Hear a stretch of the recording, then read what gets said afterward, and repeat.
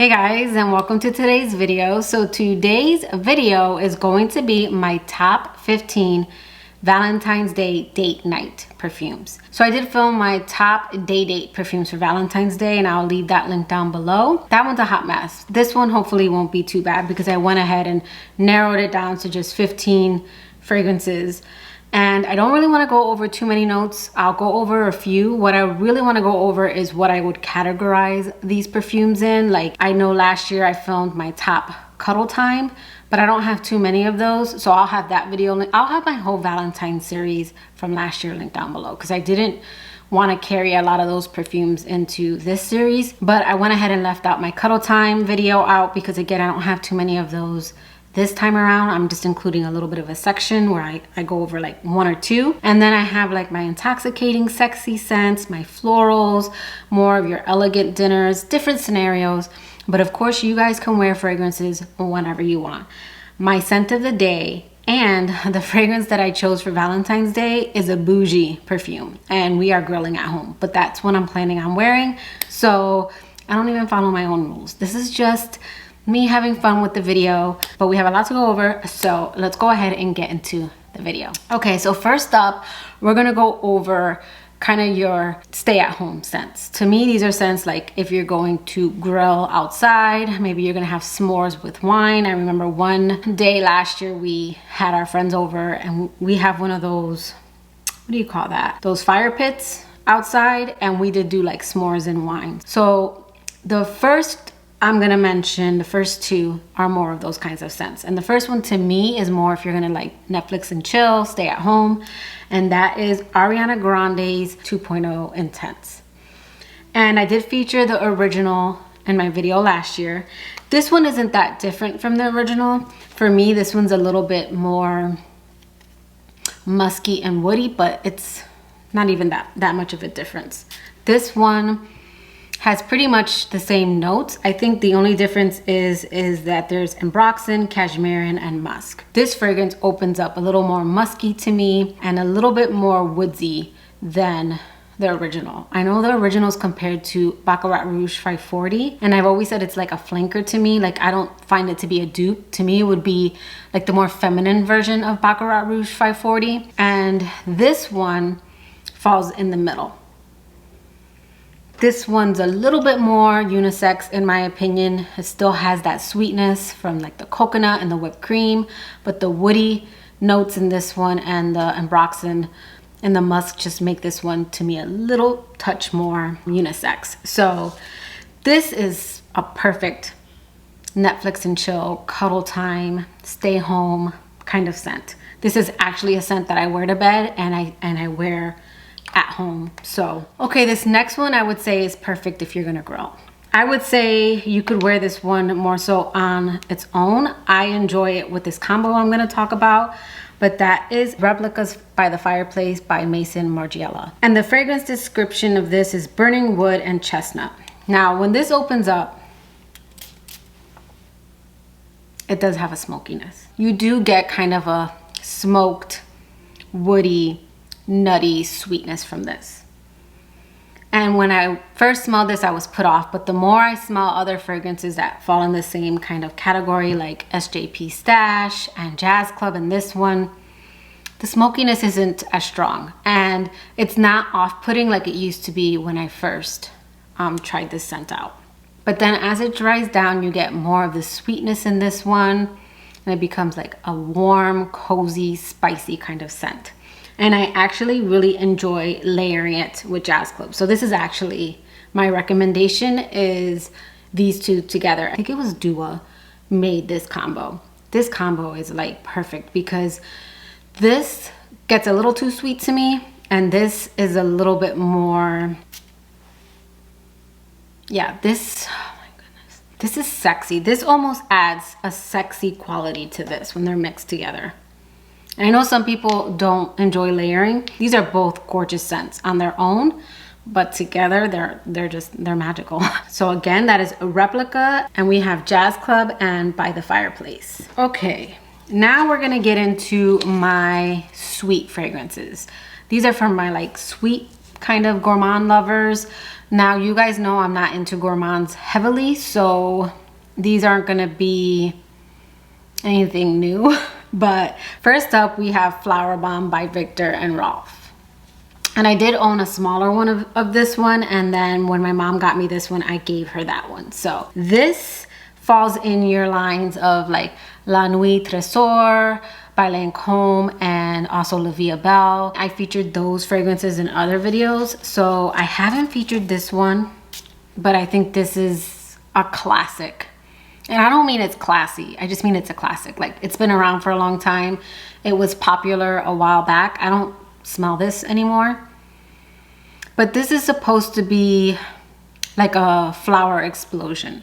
And while I do get florals in here, to me this is more of a sweet floral gourmand. But the patchouli in this grounds the perfume like it does in La Vie Belle and La Nuit Trésor. Those are gourmands with patchouli in them that ground the perfume. Like, this has tea and this has notes that aren't gourmand. They're either leaving out notes or it's the vanilla that just comes off a little like gourmand and cakey to me. And then the longer this sits, it gets warmer and richer. Like, my mom, she wears my old bottle, and when she comes over, it's even more intense. So I do feel like as perfume sits, it does get stronger. And that's why there's also even more differences when it comes to longevity. I think the vanillas just get stronger, and then the patchouli, and it just gets more of a richer kind of sexy scent to it. So again, that's Viktor and Rolf Flower Bomb. Okay, another kind of sweet scent. And this one actually isn't one that Dennis cares for because he says it doesn't smell girly. It smells cologne-y. But I still love this scent. I would recommend this scent for Valentine's date night. And that's Jean Paul Gaultier's La Belle. And I would recommend this one or Le Parfum. They smell very similar. You don't need to have both. I actually did finally let go of Le Parfum just because this one's my favorite. And I enjoy the freshness of this one. And Le Parfum is very sweet, extremely sweet.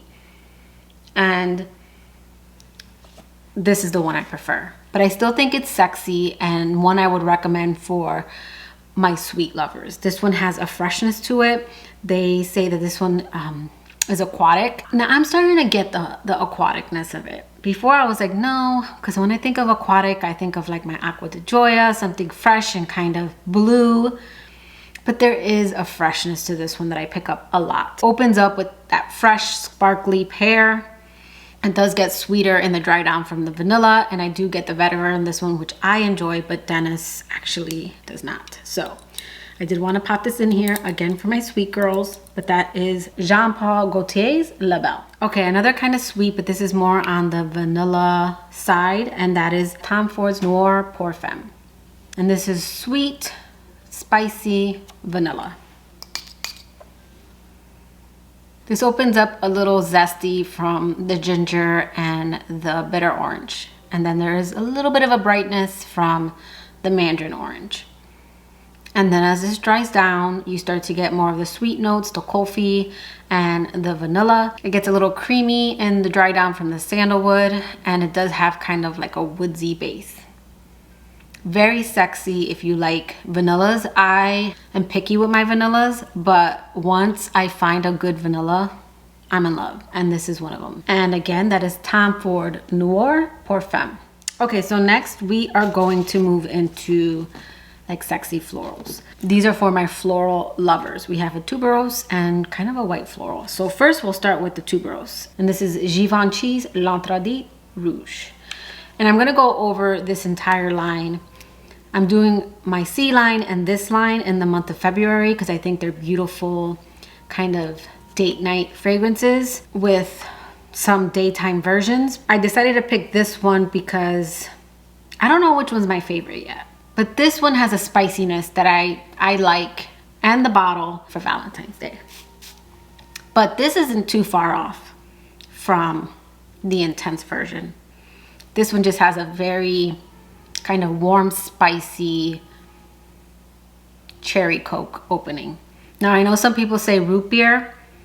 for whatever reason, it comes off more cherry coke to my nose, and I like that more. So this one has ginger, blood orange, so it's got a zesty top, and it must be the blood orange and the ginger combined that give me that kind of cherry coke feeling.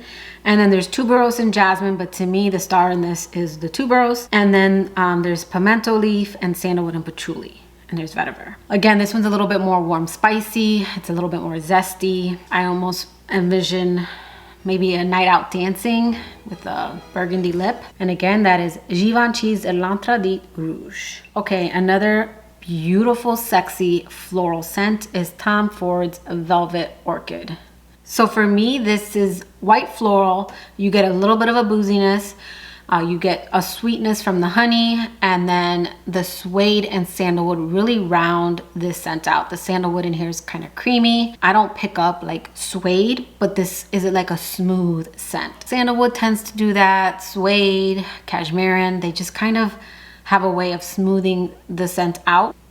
Very modern, sexy, boozy take on a white floral. This is a nice dinner. You're gonna have a nice dinner, I would say, is Tom Ford's Velvet Orchid. So next we have Jimmy Choo the Eau de Parfum. And this did make it back into my collection. I had a large bottle of this, but this is one of those beastly perfumes where a little bit goes a long way. Like, in fact, I need to just spray this over there because this perfume is strong. Yeah, this perfume is one that like develops. Like when I first got this, it was a patchouli bomb, but now I can pick up some of the other notes that I couldn't pick up before. This opens up more fruity than I remember. It's got like a nice brightness from the pear, and I think it's mandarin orange. Yeah, mandarin orange, and there's green notes in here. So it opens up a little bit more fruity than I remember. And now as it dries down, I do pick up a sweetness. It's kind of like, I don't want to say caramel, but it's kind of a warm sweetness, and it's coming from the toffee note. And then when those notes leave, you are left with more of a patchouli kind of base. I've gotten compliments while wearing it. It lasts a very long time. Like, this is an 8+ hour fragrance. In fact, most of the perfumes in here are like 6 hours. And then I don't see any here that don't perform very well. But this one is like a next day. And it is on the patchouli heavy side. So if you don't like patchouli, you might not like this one. But I do pick up more of the fruitiness in this one that I never used to get before. And there is something kind of like a warm, sweet scent, which I imagine is from the toffee. I don't remember what toffee smells like. And again, that is Jimmy Choo the Eau de Parfum. Okay, the next we have probably the most fruity one I have. But you guys know I love fruity florals. So this one's a little bit more spicy, I would say, for your tropical girls. But this is HOS Bijoux by House of Sillage.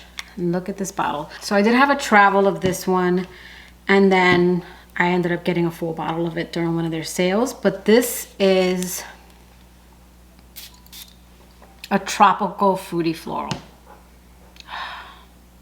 A tropical spicy fruity floral.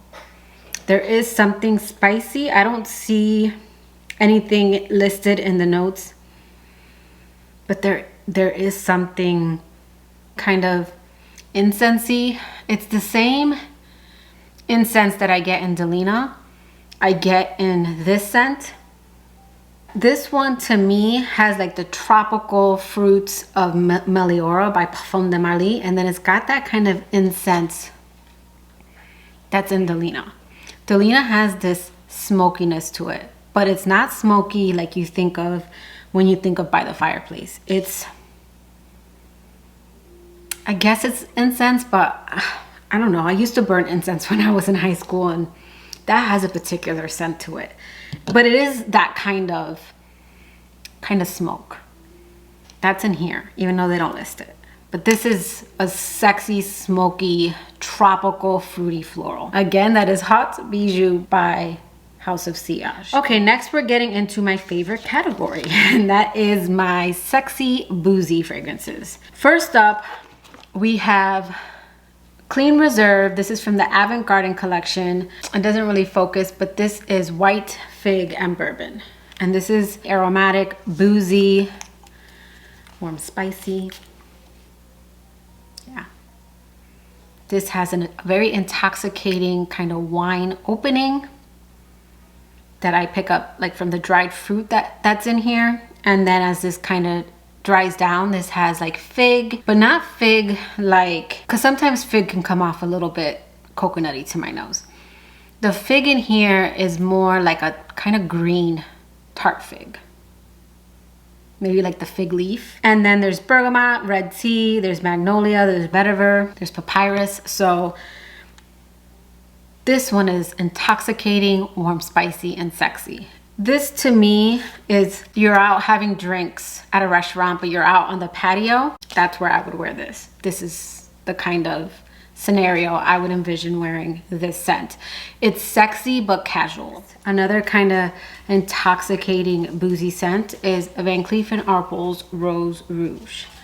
And this is a boozy, warm, spicy, kind of fruity, sweet rose scent. There is raspberry in here. There is black currant, which you know that sometimes black currant to my nose gives off kind of a boozy opening, like a wine opening.